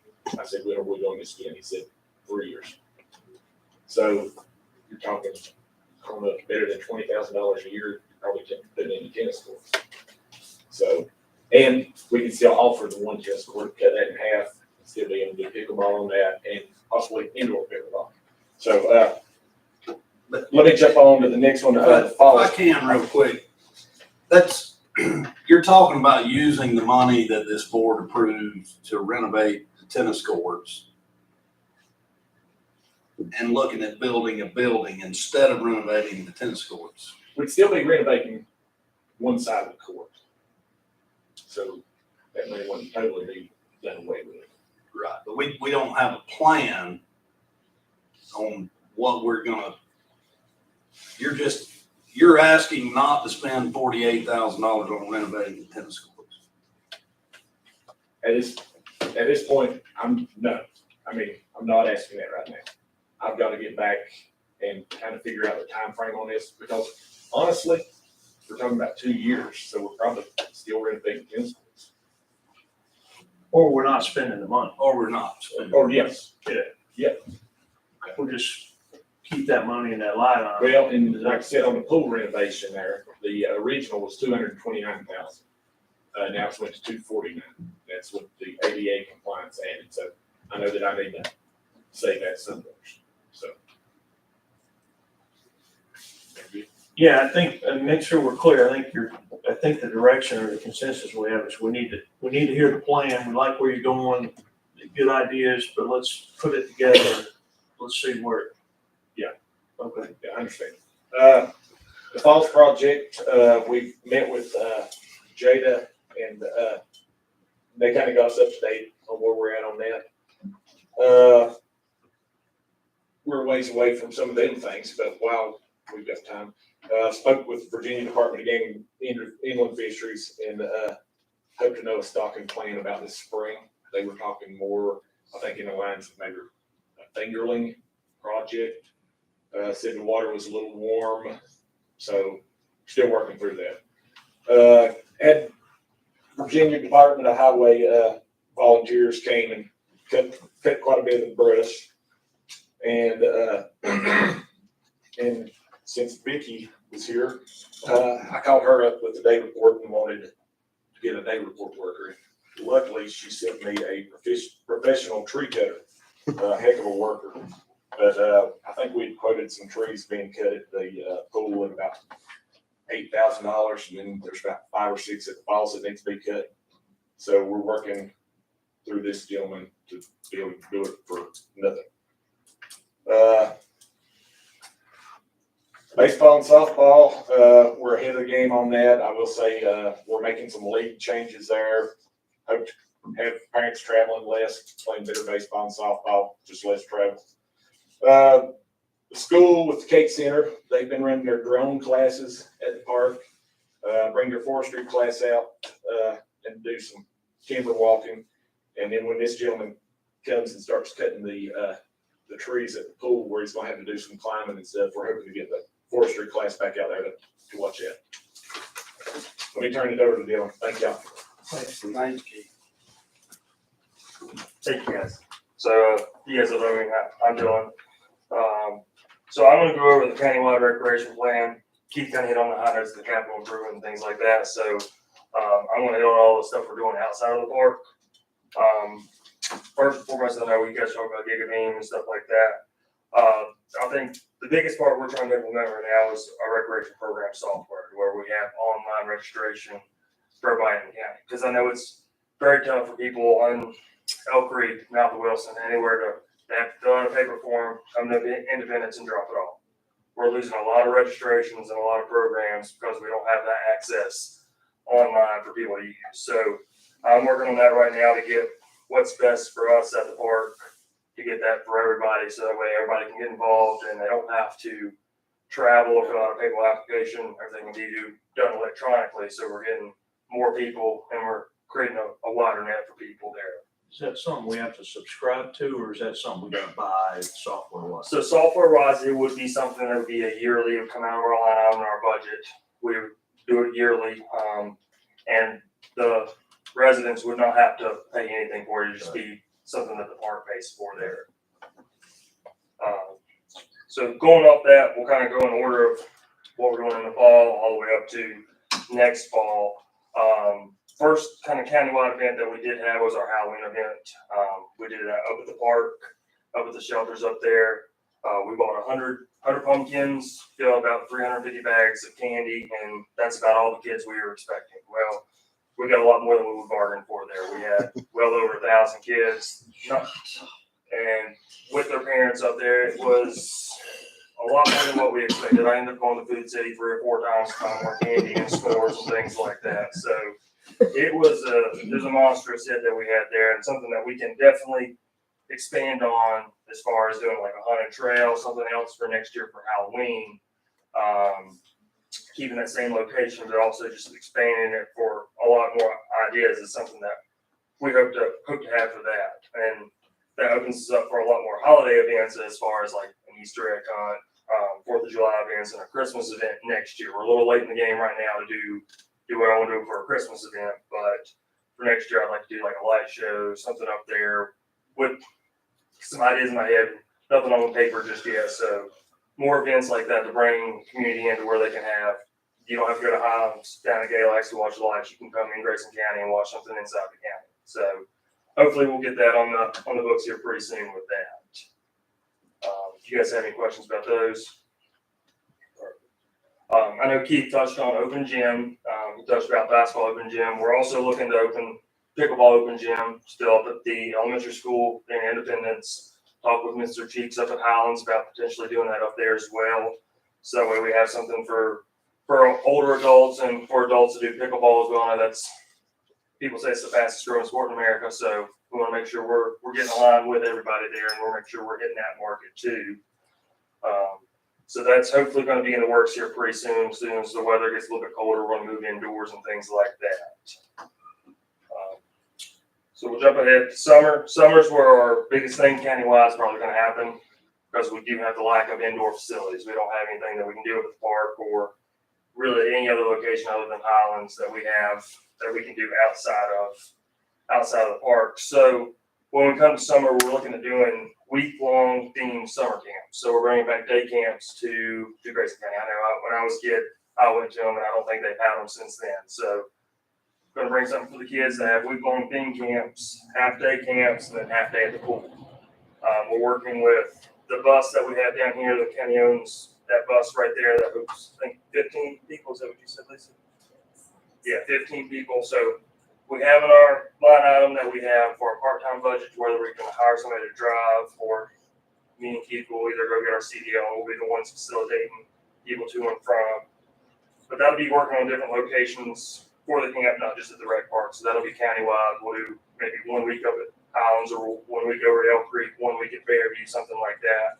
Something that we're hitting every market for all the kids, so everybody can get involved, whether it be a sports week, whether it be a hiking week, things like that. Still on paper what we're going to do with that, but have that on my agenda item for that. We're also working with Paul in Emergency Services to do an emergency service week. We're working with him, Lisa, and the sheriff's office on that, as far as doing something different days for ages. I think we're shooting for 10 to 14 age group with that, to do a week-long summer camp with that. Probably our biggest thing that we're going to have countywide will be our kayak classes. I've hosted a number of different kayak classes during my career here or elsewhere, and I think that's something that we can definitely implement here. We're right here at the New River, and that's something that everybody can do. So we talked with Paddle Yaks about buying kayaks for the park, buying 6 kayaks for the park that will be able to host a kayak program with that. He's going to give us a very good deal on that. So that's a great community sponsor that we have right there. It's going to work with us. And that'll be multiple entrances for the class. So we can go from Cox Chapel to Independence, Independence to Riverside, Riverside to Old Town. So while you're hitting everybody in the county, everybody can get involved with that. We'll have a shuttle for that, so we'll shuttle to and from locations, pick up, we'll drop off. I'll teach the class. It'll be from posting from beginner to advanced classes for youth and adults. So it's everybody in the age group will be able to do that. On that point, and I like your thought, but I think the New River Wildlife Club and Conservancy already do a kayak class, so there may be a partnership there. Yeah. Maybe you're already all over it. I don't know, but you're about to hit my next point. Okay. Yeah, so you're exactly right. And that kind of goes in, we're meeting with the New River Wildlife and Conservation Club to host fishing classes as well as kayaking classes and things like that, stuff that we can partner with them to do, so that they can help us ease that burden. They can also help teach classes, and they might be able to facilitate a lot more kayaks and canoes than we can imagine right there. So that is something Mr. John Alexander is on our rec board. He did mention that, so that's something that we are looking into there. And I think the last 2 points that I have here were working on our mountain biking trails at the park, as well as the Grayson Gravel Traverse Trail. I know that's a great addition that we had to the county. We're starting to implement a program up there where we have a mountain biking program. We talked with Lucas Austin and Logan Douglas, 2 local mountain bikers that we have here, to gather more information on what we need to do, how we can make it better, and what avenues we need to hit right there. I'm not an avid mountain biker, so I'm not too in depth with that. So I'm gonna have to have some help, outside sources with that, to figure out what we can do with that and how to make that better. But I think that's definitely an avenue that we can hit with everywhere in the county. And the last one on doing was day trips. Something we can do with the county bus again, whether that's senior trips, whether that's adult trips, anything like that. Taking people that might live in Baywood or Fairview, they want to go hiking up at Mount Rogers, they might not have a viable transportation to get up there. We can maybe host a day trip up there where we have a hiking class in Mount Rogers, or we go to Dale Creek, or we go somewhere like that, where we can facilitate a transportation for people that don't have that to get outside of the county, and work with that with the rec park right there.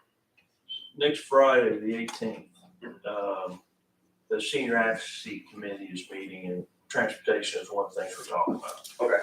So if you're free at 11 o'clock on the 18th, it'd be good to have you work down there at the Gate Center. But your idea fits right in line with the comprehensive plan part for seniors about getting them out and getting access to transportation to different events. So if you're available, if not, then we will get you another time. 18th at 11, right? Yeah, down at the Gate Center. But that's applaud that effort. And I guess the last thing is we are taking registration for our winter sports for our basketball. So if you guys got kids, don't sign up. We end on December 16th, I believe, is our registration deadline. And we'll start that in January 7th for pre-K through 2nd, and then 3rd and 4th we'll start mid-January. So we're ready to get the ball rolling on some basketball here too. Great. One thought on your mountain biking. Mr. Landis had developed some gravel bike routes in Grayson County, working through the tourism. And Grayson Gravel Traverse. yes, but I want to expand into that. Yeah, and that's something we talked with Tracy Courthouse about that, tourism, and definitely something we want to get a program up there where we can facilitate maybe utilizing that trail a lot right there. So that's something that hopefully that's on our radar to do. Maybe I So missed you're that. talking about expanding it. Yeah, just kind of expanding. Yeah. That might be, if you're doing classes on mountain biking and stuff, this might be something that kids can expand into, or adults, and then kind of increase exposure across the county. Definitely look into that. I just want to say something a little off topic, but what year did you graduate? High school, Yes. 2013. From Grayson County? Yes, sir. And you came back here? Yes, sir. And we talk about this all the time, how our people are leaving and not coming back, and very proud of what you're doing, and glad you came back, and you're definitely an asset to us. Glad to be back. It was long overdue, and I'm happy to be back and helping out the county that I love the most. So. Well, I appreciate that. It's good to see our people coming back. That's 94. That was too far back. You never left. I never left. We were worried. Well, thank you. Thank you guys. Appreciate your input. Well, that moves us out of the reports presentation portion of the agenda. Looking under old business, there's none. Under new business would be board appointments. Staff, go over there. You want me to? We have two board appointments, that need to be filled. The first is for the Economic Development Authority. It's a one-year term.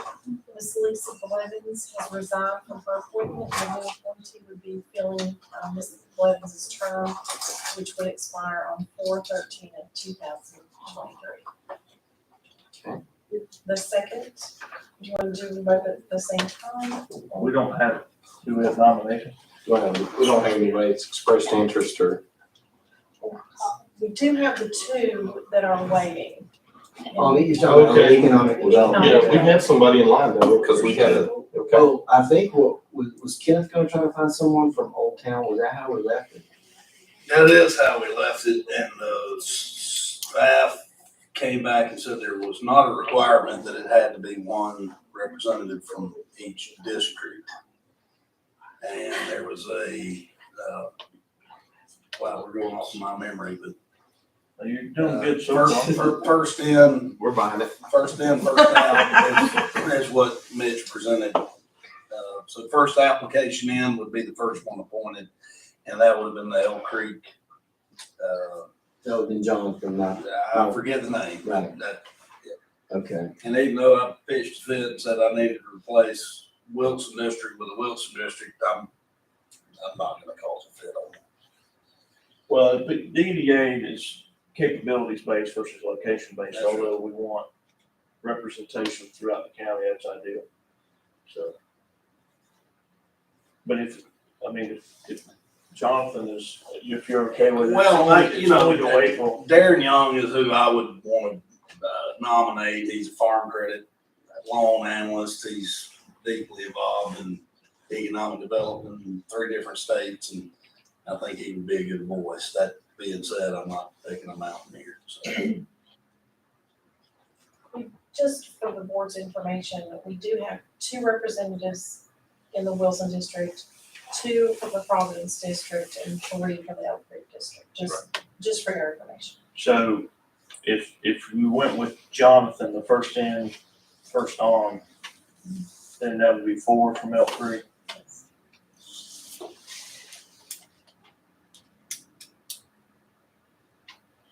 I'd like to see Jonathan on the EDA. Just for your information. I mean, we got folks who are willing to serve in a fashion. I'm good with whatever. He's been attending, is my understanding, I get, and maybe both of those guys. They have. So, and So Darren would be second up if we go with Jonathan. I mean, he'd be next up under the curve. And this one is just through April. Yes, sir. I'm making a motion to nominate Jonathan for the EDA. Second. Any further discussion? Hearing none, all in favor signify by saying aye. Aye. Any opposed? Also aye. Okay, next is Mount Rogers Planning District Commission 4-year term, which was vacated by Mr. Clark, who's moved out of state. And I've been in contact with the town of Freeze and have someone for recommendation. You do. Yvonne Burr, Oh, yeah. who's on the town council and recommended by the mayor. And I spoke to her this afternoon and she is willing to serve. I'll make that motion. I'll second. Any further discussion? you said she's on the town, is that the new town council, the current town council? I mean, she like 7 She will be, She got like the again? yeah, she should be continued. I think there's 2 new, 2 new council members. Mr. Dixon. Junior, Junior, yeah. I think that's only 2 new changes. Mr. Hawks, Dickie Hawks was currently filling the position. I think he got elected to continue in that seat, so. Cause they do all 7 at one time. Okay. Motion and second. Motion second. Okay, thank you for bringing me back to reality. All right, all in favor, signify by saying aye. Any opposed? I also aye. Okay. Now, which brings us to the county administrator's report, which will be taken by staff. Ms. Lisa Gayhart has a couple items to go over. As you came in and definitely as you leave, you might notice that the courthouse is lit green. This is Operation Green Light for Veterans. And this is the National Association of Counties, and the National Association of County Veteran Service Officers for Operation Green Light for Veterans encouraged each of the localities to light their county buildings green from November 7th to November 13th. So this is in honor of our veterans. You might want to, the 13th is coming pretty quickly, but you might want to do that at home as well. And then additionally, there is a Western Grayson meeting coming up. Will be Tuesday, November the 29th at 7 p.m. This is to invite the public to learn about the potential multi-use facility to be established in Grayson County on the Elk Creek Fire Department property. That will take place at the Goodwill Grange Hall in Troutdale. Grant. Oh, sorry. Goodwill Grant.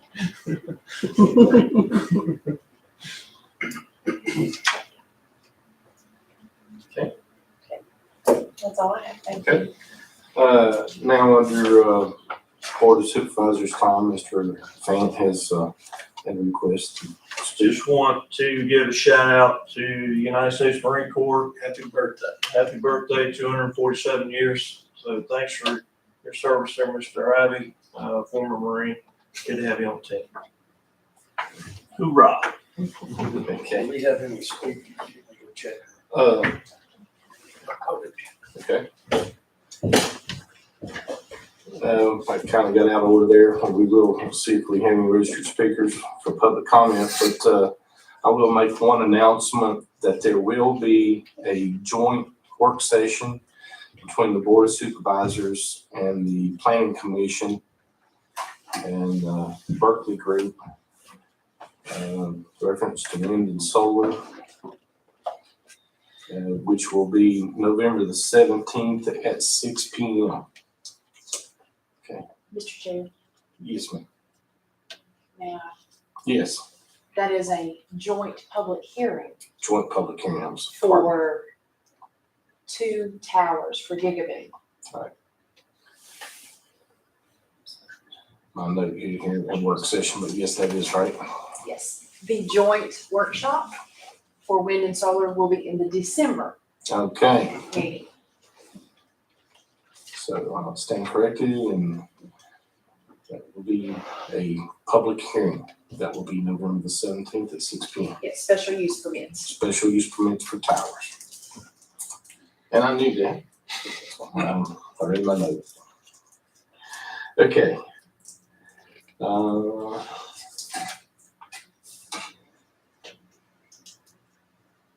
Looks like it's been marked off, so no one has requested to make public comment. Next on the agenda will be closed session. And there'll be 3 items for discussion. Pardon. If I could address. Yes, yes, sir. Mr. Chairman, I think there was just a misstatement on one of your proposed closed session items. I think that you cited Virginia Code Section 2.23711A7. That used to be a combined provision which would allow briefings by staff on certain legal issues. The Virginia Code has been amended to separate the legal exception from 1 to 2 now. And so A7 subdivision is strictly limited to actual or probable litigation. Okay. I don't think that's the intention here. I think that we're going to talk just general legal issues. So I proposed 2.23711A8, which is consultation with legal counsel concerning specific legal matters requiring the provision of legal advice by counsel. I think that's more of a general discussion that I think we had in mind. So just wanted to correct that. I'll make that announcement then, I guess. Does that need to be committed by action? I think that it's, I think that I would just incorporate that into your motion. Move to a closed session under those. Okay, for discussion, closed session, entertain a motion for closed session for discussion of plans related to the security of government facility, building and structure, or the safety of persons using such facility, building, or structure pursuant to code 2.2-3711A19 and 2.2-3711A1. That will be for personnel. And the 2.2-3711A8 for briefing of staff members pertaining to other legal or In consultation with legal counsel concerning specified legal matters. In this case, I think that the general discussion would relate to legal options for improving public safety. all right, involving public safety and welfare assistance. So moved. All right, that's second. Okay, the chair will, we'll have about a 5-minute break, and then we will reconvene in closed session. Oh, second.